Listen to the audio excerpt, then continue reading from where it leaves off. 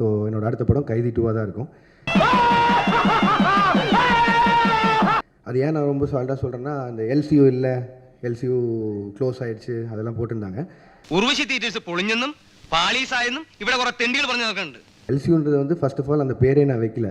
அது வந்து ஃபேன்ஸாக அவங்க தியரியில் எல்சியூன்னு ஒரு நாள் சொன்னது, நான் அதை ஃபாலோ பண்ணிருக்கேன். அது வந்து ஃபேன்ஸாக அவங்க தியரியில் எல்சியூன்னு ஒரு நாள் சொன்னது, நான் அதை ஃபாலோ பண்ணிருக்கேன். ഇത് ആഘോഷത്തിൻ്റെ രാത്രിയാണ്. கைதி 2 ஆகட்டும், விக்ரம் 2 ஆகட்டும், ரோலக்ஸ் இண்டிவிஜுவல் ஃபிலிம் ஆகட்டும், இதெல்லாம் என்னோட கமிட்மெண்ட்ஸ்.